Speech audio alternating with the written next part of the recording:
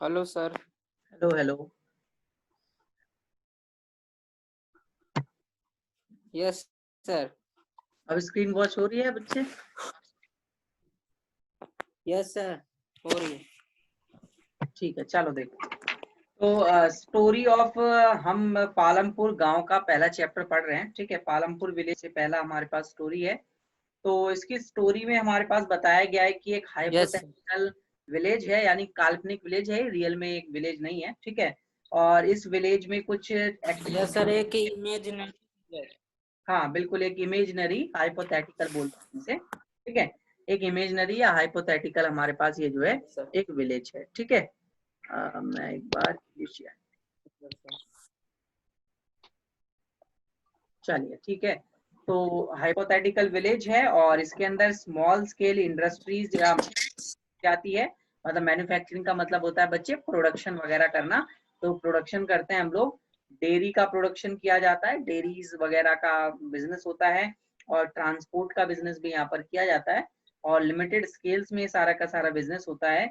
और यहाँ पर बताया गया है कि जो पालमपुर गांव है, इस गांव में हमारे पास कुछ नेबरिंग विलेजेस हैं और टाउन्स हैं, जैसे कि रायगंज हो गया विलेज, एक बड़ा विलेज है जो कि 3 किलोमीटर दूर है पालमपुर से। ठीक है, रोड कनेक्टिविटी, यानी कि ये नहीं बोला गया है कि जो हमारे पास ये जो विलेज है वो एक बिल्कुल छोटा सा विलेज है या इस विलेज में कोई कनेक्टिविटी नहीं है। ये एक ऐसा विलेज है जहां पर चारों तरफ से बड़े बड़े शहर की जो है कनेक्टिविटी है। तो मतलब एक तरीके से पिछड़ा हुआ हम विलेज नहीं कह सकते। इस विलेज के अंदर हमारे पास एक टाउन भी है, जो स्मॉल टाउन, यस जिसका नाम है शाहपुर। ठीक है, तो यहाँ पर ये जो है कि स्मॉल टाउन भी बताया गया है। और बताया गया है कि इस विलेज में 450 फैमिलीज रहती हैं, 450 घर रहते हैं, जिसमें बताया गया है कि डिफरेंट डिफरेंट कास्ट के लोग रहते हैं, अलग अलग कास्ट के। जिसमें 80 जो है अपर कास्ट की फैमिली है, 450 में से 80।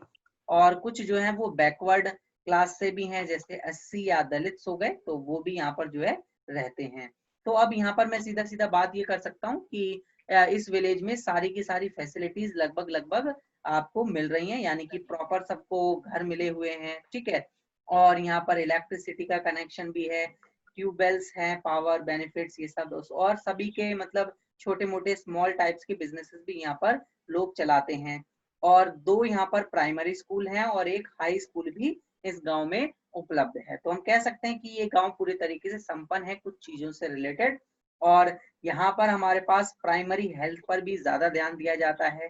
ठीक है, अगर कोई बीमार होता है तो उसके लिए हम लोगों ने डिस्पेंसरीज, हॉस्पिटल्स भी बनाए हुए हैं। या फिर इस विलेज में हमारे पास सारे के सारे सिस्टम्स मिल जाते हैं, जहाँ पर system of road transport, electricity या इरिगेशन यानी सिंचाई की सुविधा हो गई, स्कूल, हेल्थ सेंटर्स, ये सारी की सारी फैसिलिटीज इस गांव के आसपास भी अवेलेबल है यहाँ पर। ठीक है, अब यहाँ पर बात की जाती है कि इस गांव में यस सर। जो ये इमेजिनरी विलेज है, इमेजिनरी गांव है, इस गांव में अलग अलग तरीके की प्रोडक्शन एक्टिविटीज की जाती हैं। मतलब प्रोडक्शन एक्टिविटीज का मतलब होता है बच्चे, कुछ हम प्रोडक्ट बना रहे हैं, उस प्रोडक्ट में क्या क्या एक्टिविटीज हो रही हैं, उन एक्टिविटीज की बात की जा रही है। और कुछ एक्टिविटीज का नाम भी लिया गया है, जैसे स्मॉल मैन्युफैक्चरिंग हो गई या फार्मिंग एक्टिविटीज हो गई। फार्मिंग एक्टिविटीज मतलब कुछ फसल उगाना या जानवरों को पालना। ठीक है, तो ये सब सारी की सारी एक्टिविटीज भी यहाँ पर हो रही हैं। ट्रांसपोर्ट, शॉपकीपिंग एक्सेट्रा, ये सब यहाँ पर है। ठीक है, तो अब हम पढ़ते हैं जो मेन टॉपिक है यहाँ का।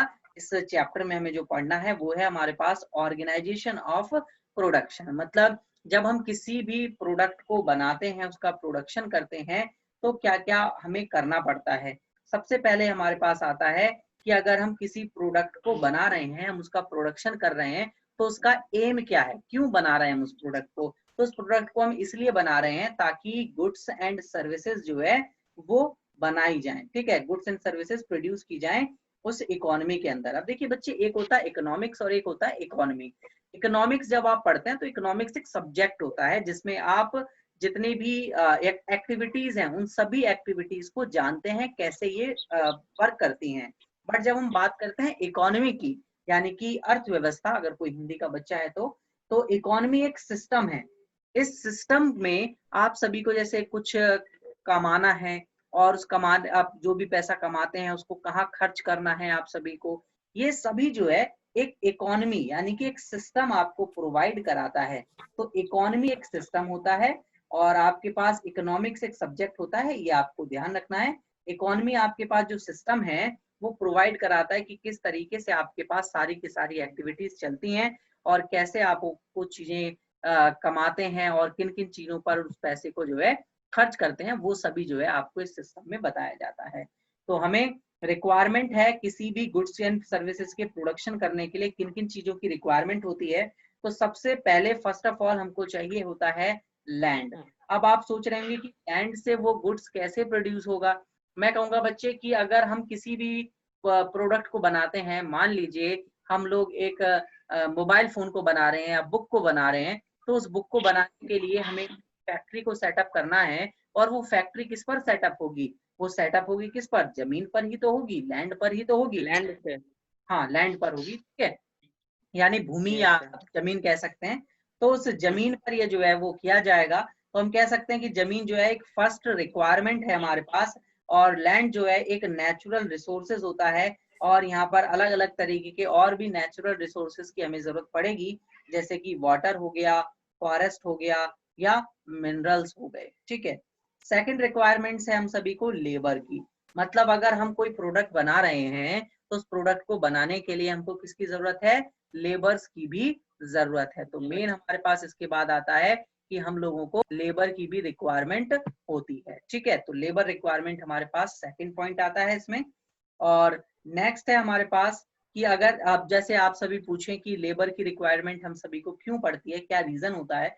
आप सभी को पता है कि अलग अलग तरीके की एक्टिविटीज को करने के लिए हम मशीन्स को ही काम नहीं ले सकते। उन मशीन्स को ऑपरेट करने के लिए हम लोगों को चाहिए होते हैं लेबर्स, या हम कुछ ऐसी एक्टिविटीज होती हैं जो लेबर ही अच्छे तरीके से कर सकते हैं, उसके लिए हमें लेबर्स की जरूरत है। जैसे कोई अगर मैनुअल वर्क हुआ जो आपको हाथ से करना है, तो उसके लिए आपको लेबर्स की ही जरूरत पड़ेगी, ठीक है। तो हम कह सकते हैं labour is the necessary for production. Production के लिए लेबर जो है वो नेसेसरी है। अगर हम बात करें थर्ड रिक्वायरमेंट की, तो थर्ड रिक्वायरमेंट है हमारे पास फिजिकल कैपिटल। अब कैपिटल वर्ड का मतलब समझिए सबसे पहले आप। कैपिटल वर्ड का मतलब होता है कि जो आप बिजनेस में लगा रहे हैं, मतलब बिजनेस अगर आप कुछ कर रहे हैं तो बिजनेस में आपने कुछ ना कुछ लगाया हुआ है, कुछ ना कुछ पैसे आपके जो है लग रहे हैं। तो इन्वेस्टमेंट एज आप उसको मान के चलते हैं कैपिटल को, कि कैपिटल आपकी क्या है, इन्वेस्टमेंट है। अब इस इन्वेस्टमेंट को आप देखेंगे कि आपके पास जो है किस टाइप की ये इन्वेस्टमेंट होगी। तो दो टाइप से हम इस इन्वेस्टमेंट को डिवाइड करेंगे, यानी कि कैपिटल को डिवाइड करेंगे। तो सबसे पहले हमारी जो कैपिटल होती है, फिजिकल कैपिटल में ही बता रहा हूँ मैं अभी आपको। फिजिकल कैपिटल में सबसे पहली कैपिटल है हमारे पास फिक्स्ड कैपिटल और दूसरी है हमारे पास वर्किंग कैपिटल, ठीक है। अब फिजिकल कैपिटल मतलब जो हमको दिखता है फिजिकल फॉर्म में, ठीक है, ये ध्यान रखना है आपको। तो फिजिकल कैपिटल जो है हमारे पास, कुछ एग्जांपल हाँ एग्जाम्पल ही बता रहा हूँ मैं आपको, ठीक है। फिजिकल कैपिटल जैसे कि हम कह सकते हैं कि कोई अगर मशीन है हमारे पास, या कोई टूल्स हैं हमारे पास, या मशीन बिल्डिंग्स हैं, ये सारे के सारे क्या है, फिक्स हैं। इनको आप एक जगह से हिला नहीं सकते। जैसे आपको जो चीजें दिखती हैं, जैसे आपको मशीन्स दिख रही हैं, आपको बिल्डिंग दिखेगी, ये क्या है, फिजिकल फॉर्म में अवेलेबल है, मतलब दिख रहा है हमको, ठीक है। तो ये फिजिकल हो गया हमारे लिए। अब ये फिक्स्ड क्यों है, क्योंकि टूल्स जो होते हैं, जो मशीन होती हैं, बिल्डिंग होती हैं, उनको आप एक जगह से दूसरी जगह ले जाकर रख नहीं सकते। अगर वो एक जगह रखी हुई है तो वहीं रखी रहेंगी, उसको आप चेंज नहीं करते। इस वजह से आप उसको क्या बोल रहे हैं, फिजिकल फिक्स्ड कैपिटल बोल रहे हैं। अगर वो चेंज होता, या आप ऐसे समझ लीजिए कि ऐसी चीजें जो खत्म नहीं होती, ठीक है, बिल्डिंग क्या खत्म हो जाएगी, क्या लैंड खत्म हो जाएगा, क्या मशीन खत्म हो जाएगी अगर आप प्रोडक्शन करते हैं, तो नहीं होगा ना, ठीक है। हाँ, और जो हमारे पास वर्किंग कैपिटल होता है ना, वो एक ऐसी कैपिटल होती है कि अगर हम कुछ प्रोडक्शन करते हैं, कुछ सामान बनाते हैं, तो बनाते बनाते वो क्या हो जाएगी, खत्म भी हो जाएगी। जैसे अगर मैं बात करता हूँ कि हमें एक पेन बनाना है, तो पेन बनाने के लिए हम यूज कर रहे हैं प्लास्टिक, इंक यूज कर रहे हैं। तो जब आप पेन को बनाओगे तो प्लास्टिक खत्म होगा ना, रॉ मटेरियल खत्म होगा। तो आप कह सकते हैं कि वो आपके पास क्या है, एक वर्किंग कैपिटल है, क्योंकि वो खत्म हो रहा है जैसे जैसे आप प्रोडक्ट बना रहे हैं। और मनी है, ठीक है, आपने जैसे जैसे प्रोडक्शन करा तो आपका मनी भी तो क्या हो गया, खत्म होगा ना। तो मनी भी आपके पास क्या होगा, एक वर्किंग कैपिटल होगा। तो वर्किंग कैपिटल क्या होंगी, जो आपको बताइए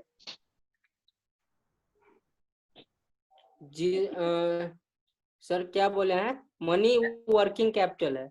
हाँ, वर्किंग कैपिटल क्या होती है बेसिकली अगर हम बात करें तो?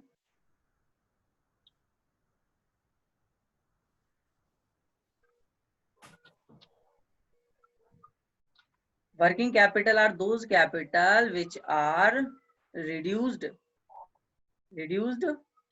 to produce more goods या products। जब हम ज्यादा से ज्यादा प्रोडक्ट्स को बनाएंगे तो वहां पर हमारे पास वर्किंग कैपिटल रिड्यूस होगी, कम होते चली जाएगी। ठीक है, जैसे अगर हम पेन बना रहे हैं तो पेन में जो प्लास्टिक लग रहा है, रॉ मटेरियल लग रहा है, वो खत्म होते जाएगा जैसे जैसे आप पेन को बनाते चले जाएंगे।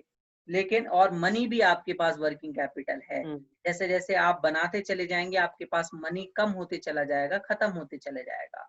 बट आपके पास जो फिक्स कैपिटल होती है, आप वो कितना भी सामान बनाइए, कितना भी वस्तु बनाइए, वो कम नहीं होगा, वो जितना है उतना ही रहेगा।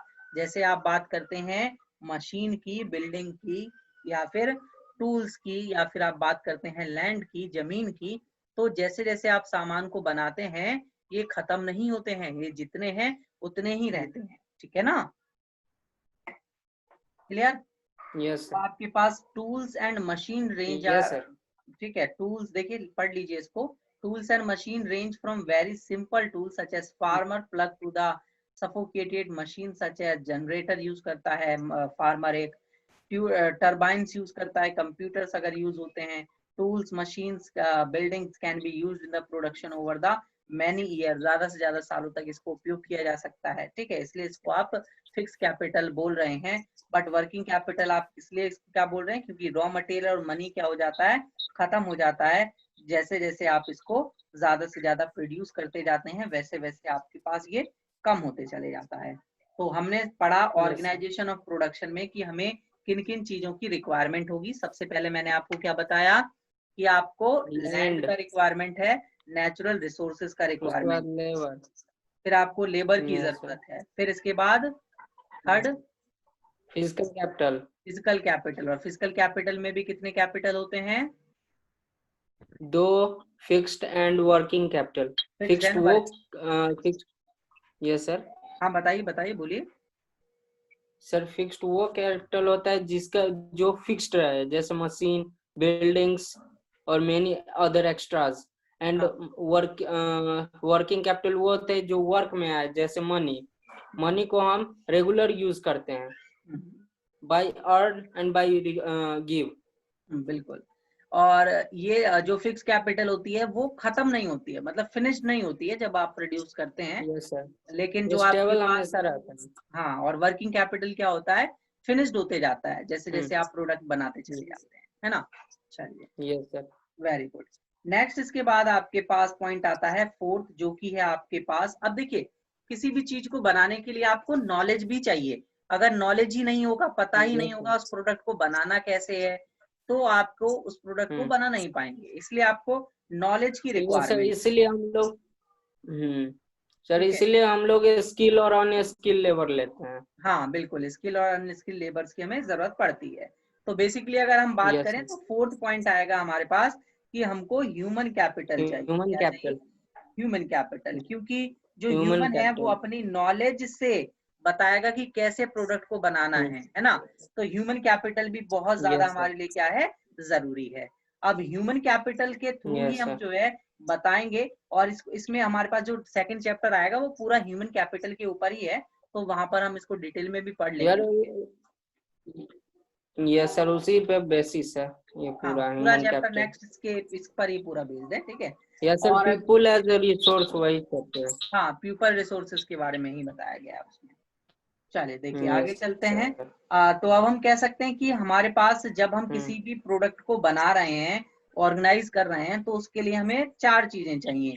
सबसे पहला लैंड चाहिए, दूसरा लेबर चाहिए, तीसरा फिजिकल कैपिटल चाहिए, और चौथा हमको ह्यूमन कैपिटल चाहिए। तो इन चारों के कॉम्बिनेशंस के साथ ही हम जो है इन सबको कंबाइन कर कर हम किसी भी प्रोडक्ट को तैयार कर सकते हैं। तो अगर हमें किसी भी प्रोडक्ट को तैयार करना कर है सकते हैं। तो उसके लिए हमको चाहिए होगा ये चारों के चारों चीजें, जिससे हमारा प्रोडक्ट जो है वो तैयार हो पाए। अब देखिए क्या होता है बच्चे, जब हम बात करते हैं यस सर। कि प्रोडक्शन की, कोई भी प्रोडक्शन हमें करना है तो उस प्रोडक्शन में जो भी हमें हेल्प कर रहा है, जैसे ये चारों हमें हेल्प कर रहे हैं, तो ये हो जाएंगे हमारे लिए फैक्टर्स। ये क्या हो जाएंगे? Factors of production. फैक्टर हो जाएंगे। हाँ, फैक्टर्स हो जाएंगे, यस सर, साधन हो प्रोडक्शन जाएंगे। में जो फैक्टर यूज होता है। Yes sir. हाँ, जो भी आपको प्रोडक्शन करने के लिए हेल्प करेंगे वो आपके होंगे फैक्टर ऑफ प्रोडक्शन। ठीक है, अब हम बात करते हैं कि लैंड फिक्स क्यों है, क्या रीजन है, और कितना लैंड जो है वो पालमपुर गांव में किस किस को दिया गया है। तो यहाँ पर मेनली बात की गई है कि लगभग जो 1/3 लैंड है वो दिया गया है पुअर पीपल्स को, जिनके पास मतलब कम, मतलब जो गरीब हैं, और जो 2/3 है हमारे पास लैंड वो रिच फार्मर्स के पास है, रिच अमीर लोगों के पास है। तो यहाँ पर लिखा भी हुआ है कि ज्यादा से ज्यादा जो मेन प्रोडक्टिविटी है 75% वो वर्क की जाती है अमीर लोगों के द्वारा। ठीक है, और वो उन पर ही डिपेंड होती है।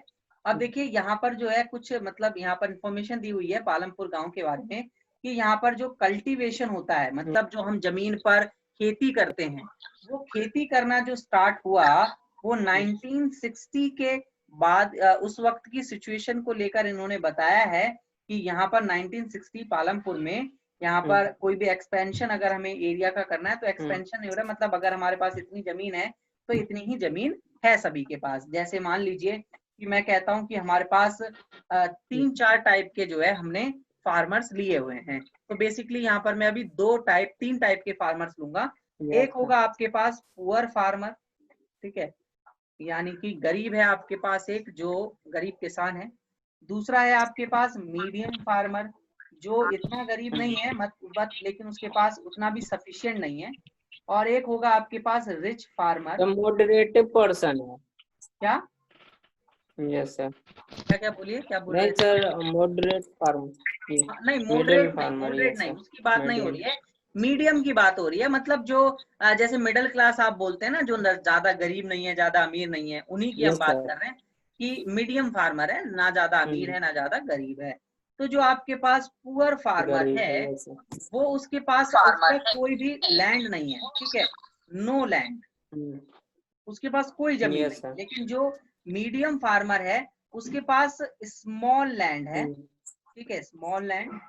और जो रिच फार्मर्स है उसके पास बहुत सारे मैनी लैंड्स, ठीक है, बहुत ज्यादा उसके पास जमीन है। ठीक है, तो आप देख सकते हैं कि अगर जो रिच फार्मर्स है उसके पास जमीन ज्यादा है और जो पुअर फार्मर्स है उसके पास जमीन नहीं है। तो जो आपके पास रिच फार्मर्स होते हैं वो क्या करेंगे, उनके पास जमीन तो है लेकिन जमीन पर खेती नहीं कर सकते वो, क्योंकि उनके पास क्या नहीं है, लेबर्स नहीं है। अगर लेबर्स नहीं होंगे तो ज्यादा जमीन पर काम कौन करेगा? तो रिच फार्मर्स को चाहिए वही लेबर्स, तो।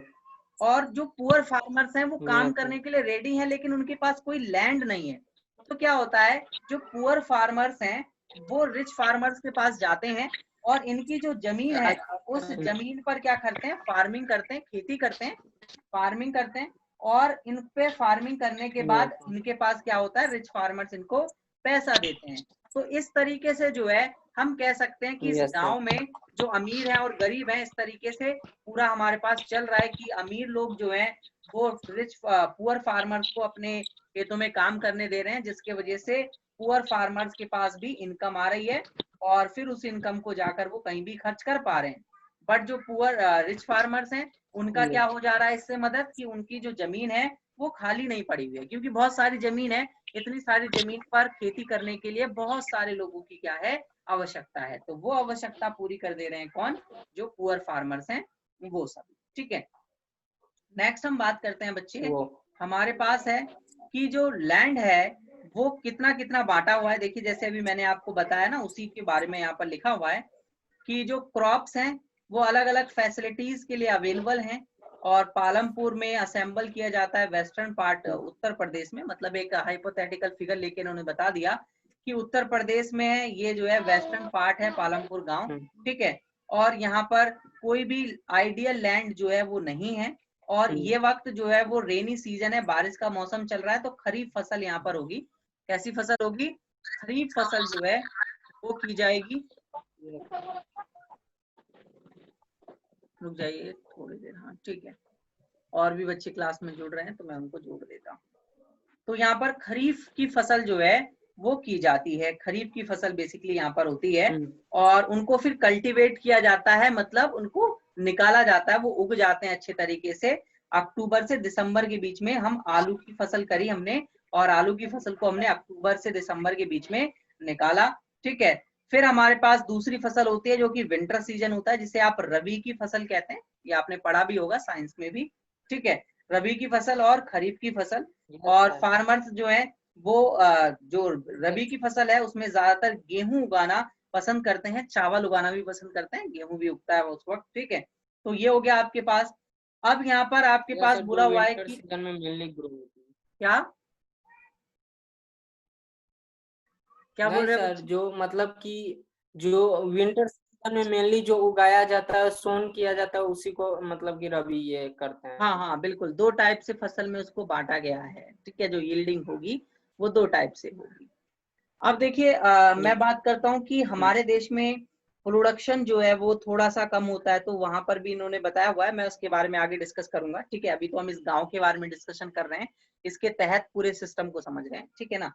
देखिए, तो नेक्स्ट है हमारे पास जो फार्मर्स हैं वो यस वीट सर। वगैरह इन सब का उनके पास सरप्लस होता है। सरप्लस का मतलब क्या होता है कि उन्होंने कुछ वीट गेहूं वगैरह उगाया, और जितना उनको आवश्यकता थी उन्होंने अपने आवश्यकता के अनुसार अपने पास रखा, बाकी उन्होंने क्या कर दिया, बेच दिया। अपने गांव में देखा होगा लोग क्या कर देते हैं, जो भी बचता है उसको क्या कर देते हैं, बेच देते हैं। तो जो बचता है ना आपकी आवश्यकता को पूरा करने के बाद, जो फैमिली कंजम्पशन, मतलब आपके जो पूरा परिवार है उसको उपभोग करने के बाद, कंजम्पशन करने के बाद आपके पास बचता है, उसको आप सरप्लस क्या कर देते हैं, सेल कर देते हैं, मार्केट में बेच देते हैं।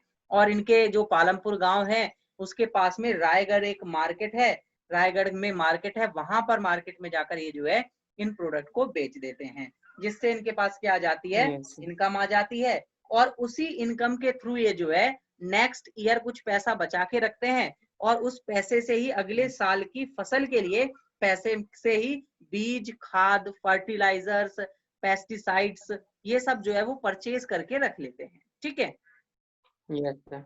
ठीक है, अब देखिए क्या होता है, कभी कभार जो है ये लोग अपने अलग अलग तरीके से लैंड को एलोकेट करके रखते हैं। इनका जो एलोकेशन होता है, जैसे मान लीजिए आपके पास ये जमीन है, और इस जमीन में ये जो है 4 टाइप की फसलों को उगा रहे हैं, मान लीजिए वीट को भी उगाना है, तो इन्होंने एलोकेट कर दिया कि हम इतनी जमीन में वीट को उगाएंगे, ठीक है। इन्होंने एलोकेट करा कि इतनी जमीन में हम वीट को उगाने वाले हैं। इन्होंने एलोकेट कर दिया कि इतनी जमीन में हम बाजरे को उगाएंगे, जो मैंने ब्लू पार्ट यहाँ पर शेड कर दिया।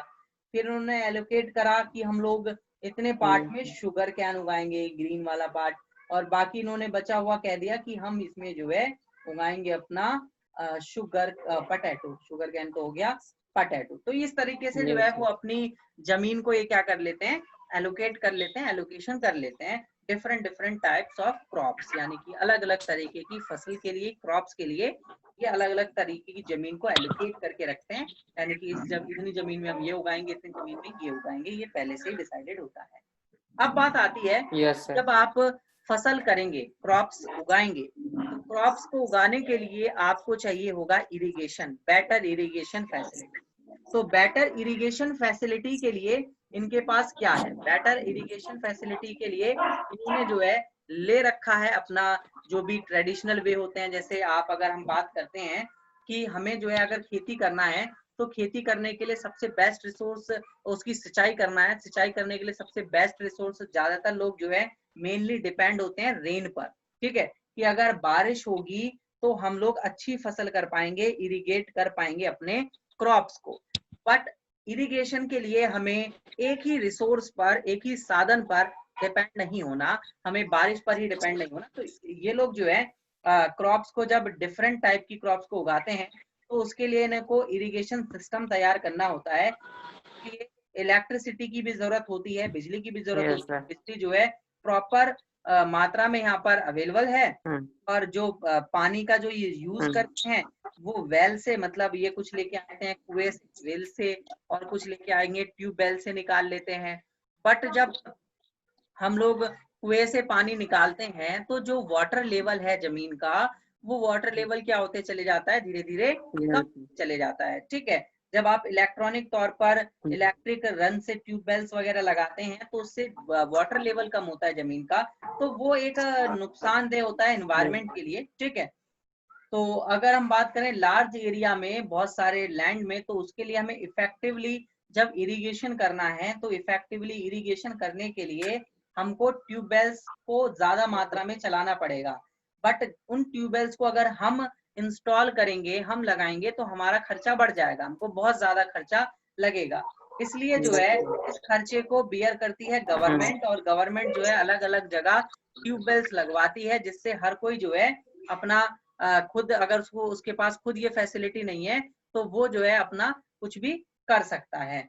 लेकिन जब हम बात करते हैं मिड 70s की, तो वहां पर लगभग कल्टीवेट करने के लिए 200 हेक्टेयर्स जो जमीन है उसको इरिगेट करने के लिए हमें जो है ज्यादा से ज्यादा फसलें उगाने के लिए ज्यादा से ज्यादा एरिया को कल्टीवेट करना पड़ता है। ठीक है, और लोग अपना प्राइवेट ट्यूबवेल्स भी लगाते हैं, वो एक अलग थिंग्स है हमारे लिए, लेकिन गवर्नमेंट भी हम लोगों को प्रोवाइड करती है, गवर्नमेंट भी प्रोवाइड कर रही है, और प्राइवेट ट्यूबवेल्स भी हम लोग लगा सकते हैं। आप सभी के पास बुक तो होगी ही, है ना? Yes sir.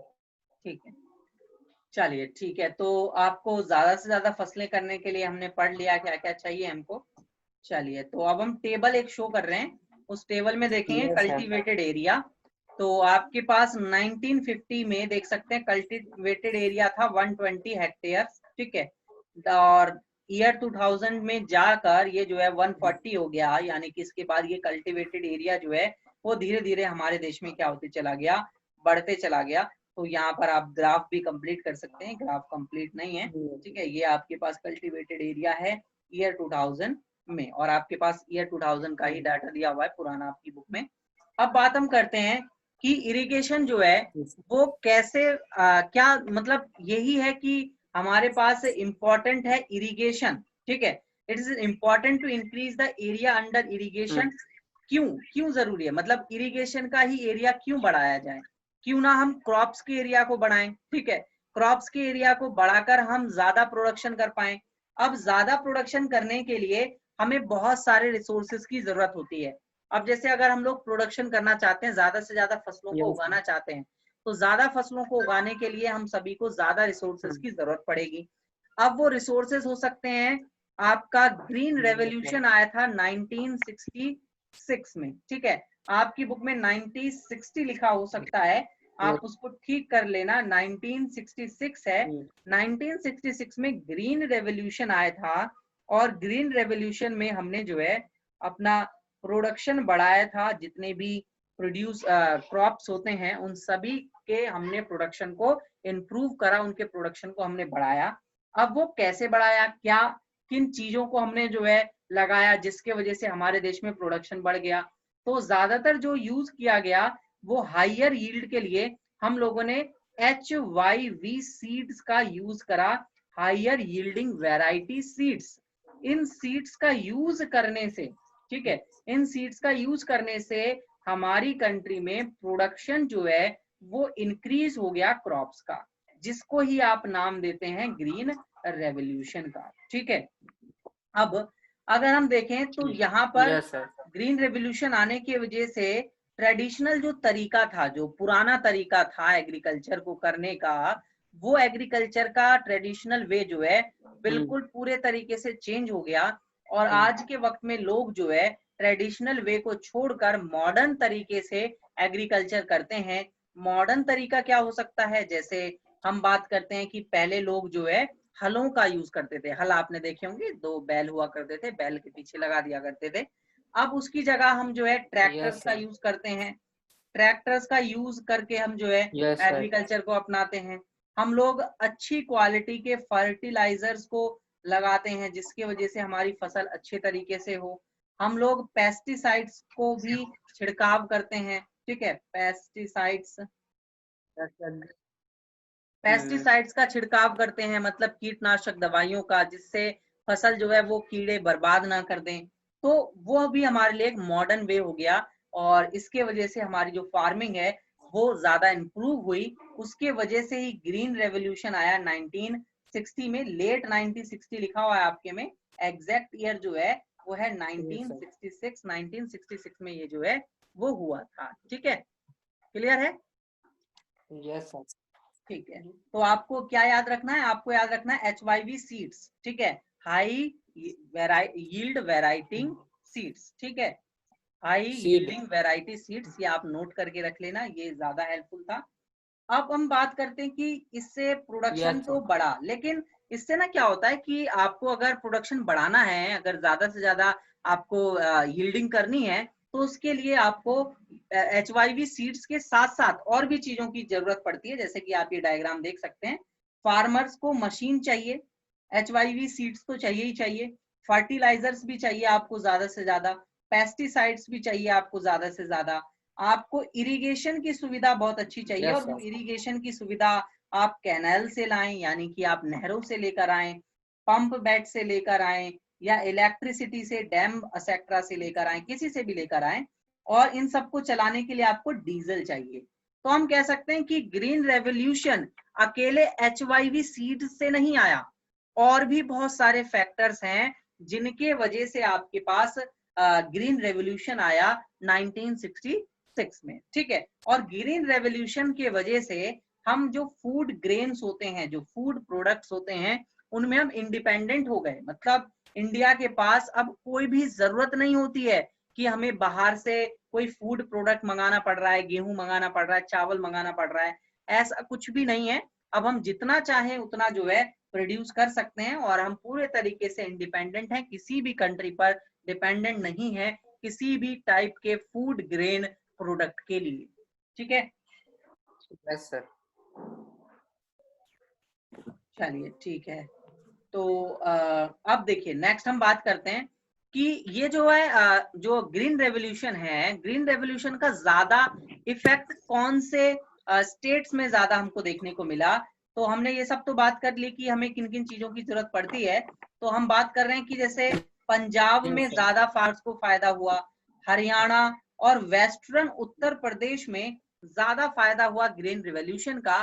बाकी किसी भी और किसी को इतना फायदा नहीं हो पाया जितना फायदा बाकी हमारे पूरे देश में होना चाहिए था। बट पूरे देश में फायदा नहीं हो पाया, केवल इन 3 स्टेट में ज्यादा बेनिफिट हमको देखने को मिला। ठीक है, क्योंकि देखिए रीजन क्या है, रीजन ये है कि इन स्टेट में फार्मर्स के पास इन सभी सुविधाएं, जो सुविधाएं हमें चाहिए प्रोडक्शन को बढ़ाने के लिए, जैसे ट्यूबवेल्स हो गया इरिगेशन के लिए, या फिर आपके पास HYV सीड्स जो महंगे हुआ करते थे वो आसानी से जो बड़े किसान हैं वही खरीद सकते हैं, पुअर फार्मर्स तो आसानी से नहीं परचेज कर पाएंगे।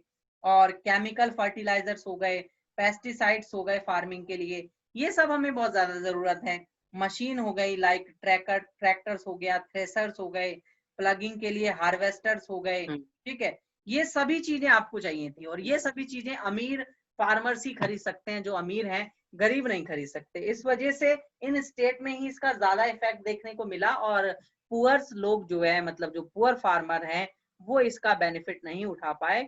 बाकी जो अमीर रिच फार्मर्स थे उनको ज्यादा बेनिफिट हुआ इन सब चीजों का। ठीक है, अब yielding of wheat grow traditional varieties, लगभग हमारे पास 1300 kg पर हेक्टेयर जो प्रोडक्शन जो है बढ़ गया था। मतलब पर हेक्टेयर जो लैंड है आपके पास, उस लैंड में आपने 1300 kg जो है वो प्रोडक्शन किया था पर हेक्टेयर। ये काफी होता है उस वक्त के लिए, और इसको आपने HYV सीड्स के मुकाबले लगभग 2.5 टाइम्स, यानी कि 2.5 गुना आपने जो है इसको बढ़ाया, और आपके पास अब जो प्रोडक्शन है वो 3200 kg पर हेक्टेयर जो है इंक्रीज हो गया। ये जो है काफी एक बड़ा नंबर है, जिससे आपके पास ये इंक्रीमेंट देखने को मिला, जिससे हम कह सकते हैं कि लार्ज इंक्रीमेंट हुआ प्रोडक्शन ऑफ व्हीट के। अब हम बात करते हैं कि जो ग्रीन रेवोल्यूशन है वो केवल दो टाइप की क्रॉप्स पर ही क्या थी, लिमिटेड थी। पहली क्रॉप थी आपके पास व्हीट, और दूसरी थी आपके पास राइस। इन दोनों तक ही जो है वो क्या थी, लिमिटेड थी। इसके अलावा किसी भी टाइप के फूड क्रॉप्स को इसने जो है इंक्रीज नहीं कराया, किसी भी टाइप की क्रॉप को इंक्रीज नहीं करा, ठीक है। तो हम कह सकते हैं कि उस वक्त के लिए मतलब कह सकते हैं कि जो कंजम्पशन वाले आइटम्स होते हैं जिनको हम ज्यादा खाते पीते हैं उनका ही ज्यादा प्रोडक्शन हुआ, तो इससे हमारा जो है फूड ग्रेन में हम इंडिपेंडेंट हो गए। अब फार्मर्स के पास ग्रेटर अमाउंट आया व्हीट का या किसी भी चीज का, तो उन्होंने इसको मार्केट में क्या कर दिया, बेच दिया, क्योंकि हमें पता है फैमिली की जितनी आवश्यकता है उतनी आवश्यकता खत्म होने के बाद जितना भी आपके पास सरप्लस बचता है उस सरप्लस को आप मार्केट में जाकर क्या कर देते हैं, सेल कर देते हैं। ठीक है, यहाँ तक आपको समझ में आया होगा, डालते हैं। ठीक है। अब देखिए कुछ क्वेश्चन डिस्कस करते हैं। पहला क्वेश्चन क्या है, what is the difference between multi cropping and modern cropping method. जब आप बात, cropping and modern farming method, हाँ बताइए, मल्टी क्रॉपिंग क्या हो सर जाएगा। जब हम लोग सोचते हैं कि क्रॉप्स को और ज्यादा ये इंक्रीज करना, उसको मल्टी क्रॉपिंग कहते हैं। हाँ, और मतलब मॉडर्न फार्मिंग वो हुआ जिसमें HYV seeds and tractors machines का उपयोग किया, है ना। ठीक है, इन सभी को ज्यादा, हाँ फर्टिलाइजर्स, इन सभी का हमने ज्यादा से ज्यादा यूज किया, ठीक है। Yes sir. देखिए सेकंड क्वेश्चन क्या है, फॉलोइंग टेबल, ये टेबल आपको देखनी है और इसमें बताना है कि show the production of wheat and pulses India after the green revolution in the unit of million turns, plot this on the graph, और ग्राफ आप इसका बना सकते हैं, आप सभी को आता ही होगा। Was green revolution equally successful for both crops, discuss, ठीक है। तो ये टेबल आप देख ही सकते हैं, इसको आप ग्राफ की फॉर्म में आपको बनाना है तो आप आराम से बना पाएंगे इसको। और ग्रीन रेवोल्यूशन के पीरियड के बाद देखिए आपके पास, ग्रीन रेवोल्यूशन मैंने आपको बताया ना 1966 में स्टार्ट हुआ, उसके बाद से आप देख सकते हैं कि पल्सेस का प्रोडक्शन भी बढ़ा है और व्हीट का प्रोडक्शन तो बहुत ज्यादा मात्रा में क्या हुआ है, लार्ज नंबर्स में इंक्रीज हुआ है, लगभग 7 टाइम्स जो है ये इंक्रीज हो चुका है, ठीक है। Modern farming methods required farmer to start with more cash than before. Why? Reason बताइए। बताया तो बच्चे आंसर बताइए इसका, कि जो मॉडर्न फार्मिंग मेथड है वो ज्यादा, उसको स्टार्ट करने के लिए ज्यादा कैश की क्यों जरूरत पड़ती है। सर क्योंकि उसमें सर हाइब्रिड सब सीड्स ये आता है और डीजल पेस्टिसाइड्स इसमें का ये सब का ये मनी आता है। हाँ, मतलब मॉडर्न टेक्नोलॉजी का यूज करना पड़ता है जो कि पैसा ज्यादा खर्च करवाती है ना। ठीक है, तो मैं अब मान सकता हूँ कि आपको जो भी मैंने यहाँ तक पढ़ाया वो आपको अच्छे से समझ में आ गया, आ गया ना।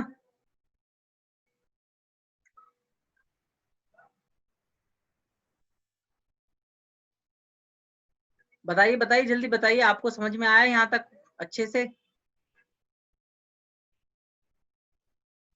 वॉइस नहीं आ रही है क्या मेरी।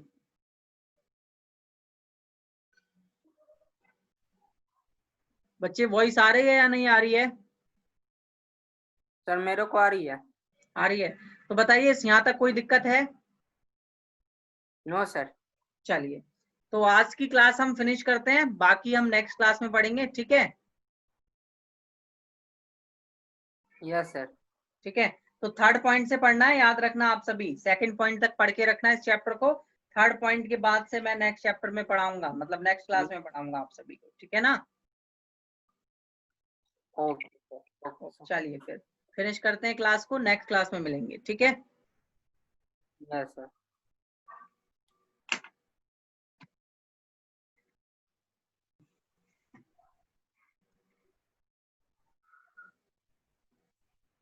Okay sir, leave meeting.